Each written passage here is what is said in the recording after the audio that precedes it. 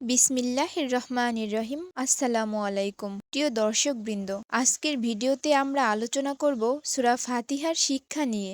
সূরা ফাতিহা, যা কুরআনের সূচনার মুসলিম জীবনের জন্য অমূল্য দিশারি। সূরা ফাতিহা শুধু একটি সূরাই নয়, বরং এটিকে বলা হয় উম্মুল কুরআন বা কুরআনের মা। প্রতিদিন নামাজে আমরা এই সূরা পাঠ করি। সূরা ফাতিহা শুধু নামাজের অংশই নয়, বরং জীবনের প্রতিটি মুহূর্তে আল্লাহর দিকে ফিরে যাওয়ার শিক্ষা। ইনশাআল্লাহ এই শিক্ষা মেনে চললে আমাদের জীবন সফল হবে। সূরা ফাতিহা আমাদের শেখায় আল্লাহ এক ও অদ্বিতীয়, তিনি পরম দয়াময় ও করুণাময়। আমরা কেবল আল্লাহর ইবাদতই করি এবং সকল বিপদ আপদই তার কাছে সাহায্য চাই। আমরা আল্লাহর কাছে হেদায়েত ও সোজা পথে হাঁটার দোয়া করি, যাদের উপর আল্লাহর গজব নাজিল করেছে বা যারা পথভ্রষ্ট হয়েছে। এমন অন্যায় পথ থেকে বাঁচতে আল্লাহর কাছে আশ্রয় চাই। প্রিয় ভাই ও বোনেরা, সূরা ফাতিহা আমাদের শেখায় যে কোনো সমস্যায়, দুঃখে কিংবা সুখে আমরা শুধু আল্লাহর কাছেই সাহায্য চাইব।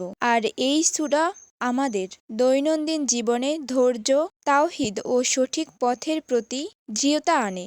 আল্লাহ আমাদের সবাইকে সূরা ফাতিহার আলোয় জীবন গড়ার তৌফিক দান করুন। যদি ভিডিওটি ভালো লেগে থাকে তাহলে অবশ্যই চ্যানেলটি সাবস্ক্রাইব করুন এবং ইসলামিক জ্ঞান ছড়িয়ে দিতে ভিডিওটি অন্যদের সাথে শেয়ার করুন। আল্লাহ হাফেজ।